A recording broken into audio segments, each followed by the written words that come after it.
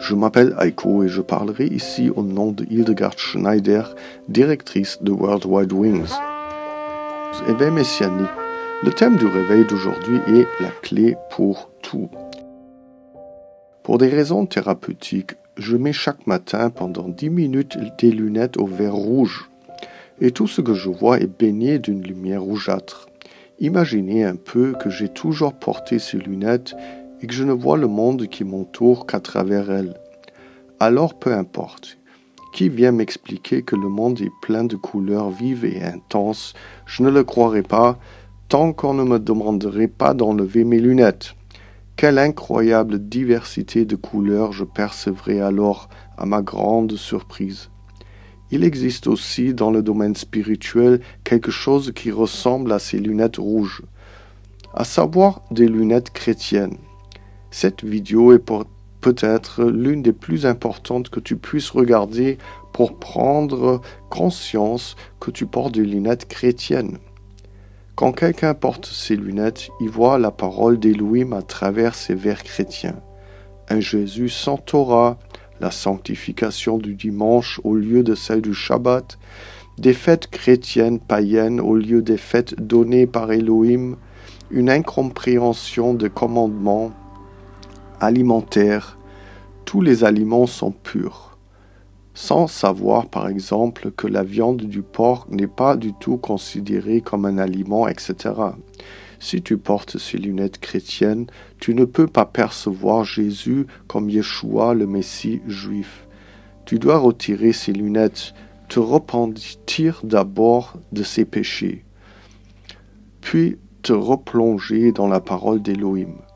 Tu te tiendras alors peut-être d'abord devant ton Messie juif dans une grande tristesse et tu réaliseras à quel point tu l'as aperçu de manière déformée. Cela rappelle les frères de Joseph qui ne l'ont pas reconnu en Égypte. Les frères ne s'attendaient pas à ce que le souverain de toute l'Égypte puisse être leur frère. Et ainsi, avec tes lunettes chrétiennes, tu ne t'attends pas à ce que Yeshua, en tant que juif, puisse être si différent de toi et de tes valeurs chrétiennes. J'ai moi-même porté ces lunettes chrétiennes pendant près de 20 ans. Personne ne m'a dit de le retirer, mais Yeshua m'a visité avec le diagnostic de syndrome de Down lors de la grossesse de mon 5e fils. Je savais qu'Elohim voulait ainsi me communiquer quelque chose, mais je ne savais pas quoi. Pendant 2 ans, j'ai cherché une réponse dans les communautés les plus diverses, sans savoir que je ne les trouverais pas là-bas. Un jour, Yeshua a eu pitié de moi et m'a pris en évidence le passage biblique d'Apocalypse 22:16. Moi, Yeshua, j'ai envoyé mon ange pour vous témoigner de ces choses pour les églises. Je suis le rejeton et la postérité de David, l'étoile brillante du matin. Il se désigne lui-même comme l'origine, la racine et le descendant, la postérité de David, ainsi que comme l'étoile brillante du matin. Cette déclaration le relie à la fois à la lignée messianique et à l'autorité divine. Et l'étoile brillante du matin symbolise le messager d'une nouvelle ère, l'espoir et la fin des ténèbres. Je me suis alors penché sur la question suivante. Que signifie le fait qu'il soit la racine? C'est ainsi qu'est né mon livre plein d'huile, plein de lumière. Tu peux le télécharger gratuitement, ce livre au format PDF dans notre boutique en ligne World Wide Wings. Un livre vraiment merveilleux et profond. Maintenant, retirons nos lunettes chrétiennes. Laisse-toi simplement imprégner par les déclarations bibliques. Yeshua a dit dans Jean 5:46, « Car si vous croyez Moïse, vous me croyerez aussi, car il a écrit à mon sujet. » Yeshua explique ainsi que la foi dans les écrits de Moïse est indissociable de la foi en lui, puisque Moïse a fait référence à lui.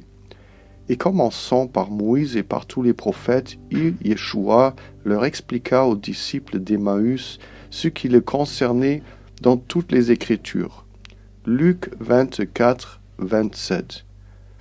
Bien sûr, je ne sais pas quel passage biblique Yeshua a expliqué dans les livres de Moïse et chez les prophètes. qui ont parlé de lui. Mais partout dans les écritures hébraïques, ce que l'on appelle l'Ancien Testament, il est question de Yeshua. Il n'est pas apparu il y a seulement 2000 ans avec ce qu'on appelle le Nouveau Testament.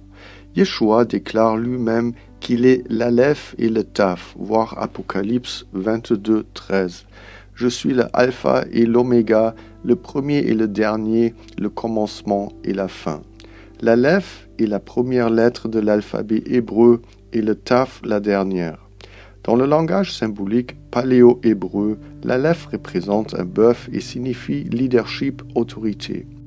Le Taf représentait une croix et signifie une alliance ou un signe. Ainsi, l'Aleph Taf représente la force de l'alliance. L'Aleph Taf est un code divin, un logo prophétique de Yeshua HaMashiach.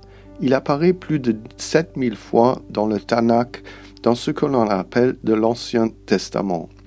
Beaucoup prétendent que l'Aleph Taf n'est qu'un signe grammatical précédant les compléments d'objets directs. Mais cela est faux, car il existe des chapitres entiers dans le Tanakh où les compléments d'objets directs apparaissent dans le signe d'Aleph Taf. Cependant, on ne voit l'Aleph Taf que dans l'édition hébraïque, car il n'a été traduit dans aucun autre langage. Dans la première phrase de la Bible, l'Aleph Taf apparaît 2 fois et fait référence à Yeshua HaMashiach. Au commencement, Elohim Aleph Taf créa les cieux Aleph Taf et la terre. Genèse 1:1. Et Jean le confirme. Au commencement était la parole, et la parole était auprès d'Elohim, et la parole était Elohim. Jean 1:1. C'est par Yeshua l'Aleph Taf que tout a été créé. Tout a été fait par la parole, et sans la parole, rien de ce qui a été fait n'a été fait. Jean 1:3. Le signe divin apparaît à des endroits très particuliers dans le Tanakh, les écritures hébraïques. Il marque l'alliance avec Yeshua. Nous nous concentrons ici sur certains passages narratifs contenant ce logo divin. Mais laissez-moi d'abord faire une comparaison. Chaque personne dans le monde, qu'elle soit jeune ou âgée, ou qu'elle se trouve que ce soit dans le désert, à la montagne ou au bord de la mer, associe le grand M jaune à McDonald's. Et c'est exactement ainsi que le logo divin est conçu. Il marque l'alliance avec Yeshua. Seulement cette connaissance n'a guère été transmise car elle n'a pas été traduite. Revenons aux écritures hébraïques. Nous nous tournons vers l'histoire de l'Exode. Moïse donna cette instruction aux Israélites. Et ils prendront du sang et en mettront sur les 2 poteaux et le linteau des maisons. Exode 12, 7. Et puis le verset 13 poursuit. Mais ce sang sera pour vous un signe Aleph Taf sur les maisons où vous vous trouvez. Et quand je verrai ce sang Aleph Taf, je passerai par-dessus vous, ainsi aucune plaie qui apporte la ruine sera parmi vous quand je frapperai le pays d'Égypte. Exode 17, 13. C'est-à-dire que Jah a considéré le sang qu'ils avaient appliqué sur les montants des portes par la foi comme le sang de son fils, comme le sang Aleph Taf. C'est ainsi que tous les Israélites et les étrangers qui se tenaient avec eux ont été sauvés par la foi. Et Moïse dit au peuple, « Souvenez-vous de ce jour Aleph Taf où vous êtes sortis d'Égypte de la maison de servitude. Car c'est d'une main puissante que Jah vous en a fait sortir. C'est pourquoi on ne mangera pas de pain levé. » Exode 13, 3. Et puis au verset 7 vient l'instruction concernant la fête des pains sans levain. Pendant les 7 jours d'Aleph Taf, on mangera des pains sans levain, et aucun pain levé sera vu chez toi, ni aucun levain sans toutes tes frontières.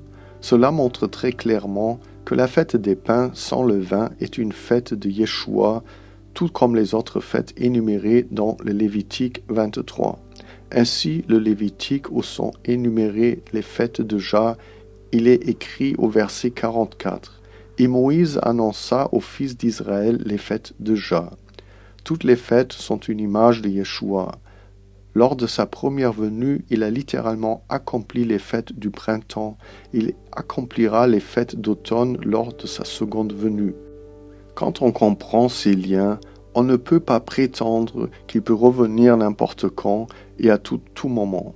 Quand on enseigne cela, c'est qu'on porte des lunettes chrétiennes qui ne permettent pas de comprendre ces liens.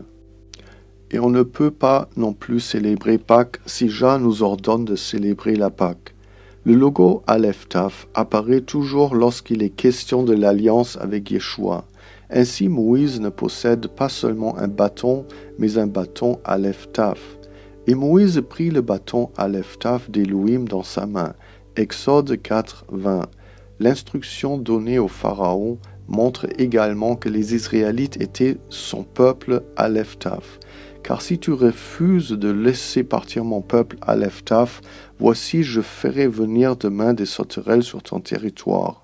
Exode 10, 4.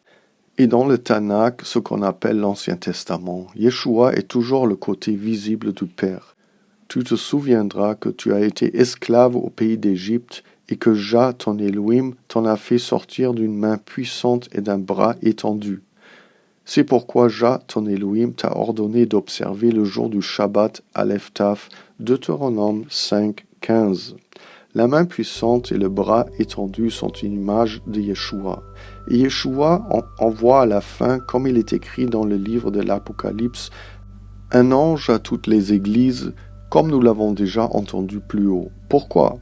Parce que les églises ont oublié ce message, à savoir que Yeshua est la racine, l'Aleph Taf. Et alors, il n'est pas dit que les églises répondent « Viens », mais il est dit au verset 17 « Et l'esprit et l'épouse disent « Viens ». L'épouse sait qu'il est la racine. Lire la Bible ainsi a du sens. On découvre que ces paroles ont un sens.